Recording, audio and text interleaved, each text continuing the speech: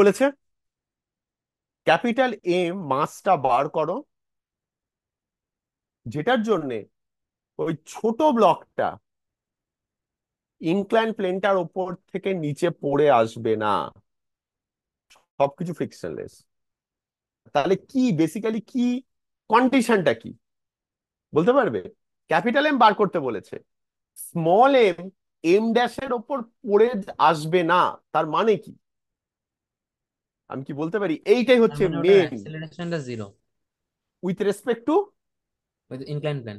হ্যাঁ, not with respect to earth. আর্থের হ্যাঁ রেসপেক্টে ওর অ্যাক্সেলারেশন থাকতে পারে, হ্যাঁ। কিন্তু with respect to incline plane ওর অ্যাক্সেলারেশন জিরো হতে হবে। মানে acceleration of small m with respect to M dash equal to zero যদি হয়, তাহলে ক্যাপিটাল এম কত, এইটা বার করতে বলেছে। এই ফার্স্ট স্টেপটাতেই সবাই হোঁচটটা খায়। এইটা মাথায় রেখে এবার আমাকে অঙ্কটা করতে হবে। ঠিক আছে, চলো একটা একটা করে ফ্রি বডি ডায়াগ্রাম করি। সব থেকে সহজ হচ্ছে ক্যাপিটাল এম এর free body diagram with respect two fixed পুলি, নন ইনার্শিয়াল, তাই কোনো সিউডো ফোর্স নেই। ধরে নিচ্ছি নিচের দিকে একটা অ্যাক্সেলারেশন আছে এ। ওকে, আমি তাহলে লিখতে পারি M G minus T is equal to M A. Next, incline plane with respect to ground, inertial reference frame. তোমরা বলো একটা একটা করে ফোর্স আমাকে বলো, ইনক্লাইন প্লেনের উপর কি কি ফোর্স কাজ করছে? প্রথম ফোর্স কি?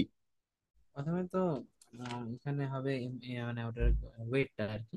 ওয়েট, এম ড্যাশ জি নিচের দিকে। রূপম নেক্সট ফোর্স কি? টেনশন। না, তার আগে আমি একটা অন্য ফোর্স ধরবো, নর্মাল ফোর্স। Normal reaction. আচ্ছা আমি হ্যাঁ। আমি আমাকে আমাকে লজিক্যাল এইভাবে করতে থাকতে হবে, কিন্তু এম ড্যাশ জি অবভিয়াসলি আমি ফার্স্ট ধরবো। নেক্সট হচ্ছে এখান থেকে নর্মাল। একটা নর্মাল রিয়াকশন, এটাকে আমি হুম বললাম এন ওয়ান। হুম। হুম। তারপরে আমি টেনশন ধরতে পারি। আর কিছু হবে না, ভালো করে ভাবো। আরেকটা হবে কন্ট্যাক্ট আছে, স্মল এমটা যে আছে। Small M R capital M dash এর ওই হ্যাঁ মধ্যে স্মল এম কন্ট্যাক্ট আছে এখানে, ফোর্স। হ্যাঁ কন্ট্যাক্ট ফোর্স হবে। মানে N2 বা এরকম কিছু। হুম, ইনটু হবে। এটাকে বললাম এন টু। তার ডাইরেকশনটা এরকম। এর অ্যাঙ্গেলটা নিয়ে কনফিউশন হচ্ছে কি? কেউ বলতে পারবে অ্যাঙ্গেল কি হবে? এই অ্যাঙ্গেলটা থিটা, তাহলে আমি কি বলতে পারি যে এই অ্যাঙ্গেলটা থিটা? কি করে হলো, কি করে হলো তা আমি একটু বলে দিই, কি করে বোঝা যাবে এটা। একটা উপায় বোঝার হচ্ছে, এই অ্যাঙ্গেলটা থিটা হলে এই অ্যাঙ্গেলটা 90 - থিটা। এটা যদি 90 - থিটা হয়, তাহলে এইটা 90 - থিটা, তার মানে এই অ্যাঙ্গেলটা থিটা। ঠিক আছে, এটা কিন্তু প্র্যাকটিস, হ্যাঁ, যত প্র্যাকটিস করবে তত এটা ক্লিয়ার হবে। আমি এবারে, আচ্ছা, আর হচ্ছে এর নিশ্চয়ই এদিকে একটা অ্যাক্সেলারেশন থাকবে এ। এটাও এ হবে, কারণ এই অবজেক্টটা দড়ির সঙ্গে কানেক্টেড। ক্যাপিটাল এম যদি নিচে নেমে আসে, এ ডান দিকে সরে যাবে সেম অ্যাক্সেলারেশনে, তাই এদিকে একটা অ্যাক্সেলারেশন নেই। আমি ইকুয়েশন গুলো লিখে নিই। T minus capital N sine theta is equal to M dash a. ঠিক আছে, ভার্টিক্যাল ডিরেকশনে, ভার্টিক্যাল ডিরেকশনটা মনে হয় আমার লাগবে না, তাও লিখে নিই। N one minus M dash G minus N two, আচ্ছা এটা এটা N two, N two cos theta is equal to zero. Clear? এবারে স্মল এম এর করবো। রেফারেন্স ফ্রেম কি নেবো বলো? স্মল এম করার সময় রেফারেন্স ফ্রেম কি নেবো? Inclined plane. Incline. Incline plane নেবো। ইনক্লাইন প্লেনের ওপরে আছে, সেটা ইনার্শিয়াল না নন ইনার্শিয়াল? ইনার্শিয়াল। হ্যাঁ, নন ইনার্শিয়াল মানে নন অ্যাক্সিলারেটিং। ইনার্শিয়াল। হ্যাঁ।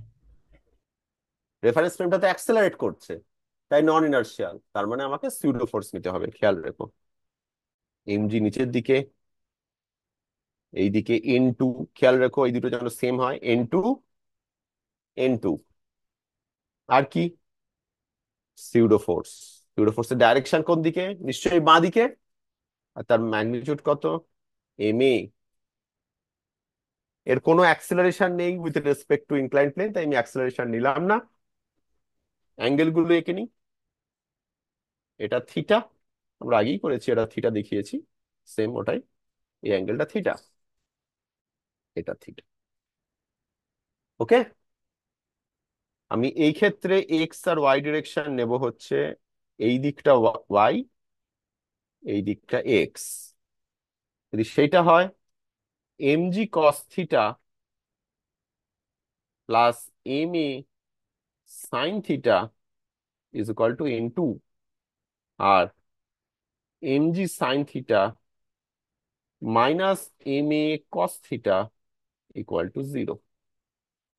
এবারে সলভ করার পালা। ঠিক আছে, আমাকে বেসিক্যালি কি করতে হবে, এন টুটাকে বাদ দিতে হবে, টেনশনটাকে বাদ দিতে হবে, অ্যাক্সেলারেশনটাকে বাদ দিতে হবে। ইকুয়েশন আশা করি N1টাকে আমি আর ভেতরে আমার ঢোকানোর দরকার নেই। এই 1 নম্বর ইকুয়েশন, 2 নম্বর ইকুয়েশন, 4 আর 5 থেকে আমার হয়ে যাওয়া উচিত। দেখা যাক, 5 থেকে পাচ্ছি জি sine theta is equal two A cos theta, মানে এ পেয়ে যাচ্ছি আমি equals to G tan theta. এটা আমি অ্যাক্সেলারেশনটা পেয়ে যাচ্ছি। এটা ফার্স্ট ইকুয়েশনে যদি আমি বসিয়ে দিই, তাহলে পাচ্ছি tension is equal to m G minus M a, মানে এম জি minus M G tan theta. আমি টেনশনটাও পেয়ে গেলাম, এম জি into 1 minus tan theta. Okay, আচ্ছা দেখো এন টু, 4 নম্বর ইকুয়েশনে এন টু, সেটাও কিন্তু আমি অ্যাক্সেলারেশনটা বসিয়ে দিলেই পেয়ে যাব। আমি এন টু কি পাচ্ছি, N two is equal to m G cos theta plus M A sine theta. বসিয়ে দাও, এম এ সাইন থিটা, এম জি ট্যান থিটা সাইন থিটা।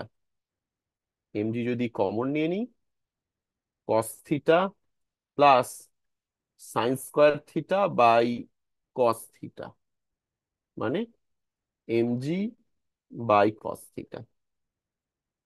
ঠিক আছে, এন টু পেয়ে গেছি, অ্যাক্সিলারেশন, টেনশন, এন টু, তিনটেই পেয়ে গেছি। আমাকে বার করতে হবে ক্যাপিটাল এম এর ভ্যালু। সেটার জন্য কোন ইকুয়েশনটা ইউজ করব, ক্যাপিটাল এম কোথায় আছে? ও আচ্ছা, ক্যাপিটাল এম তো টেনশনের মধ্যেই আছে ঢুকে। তাহলে আরেকটা ইকুয়েশন আমাকে ইউজ করতে হবে, সেটা 2 নম্বর ইকুয়েশনটা, T minus N two sine theta is equal to M dash A.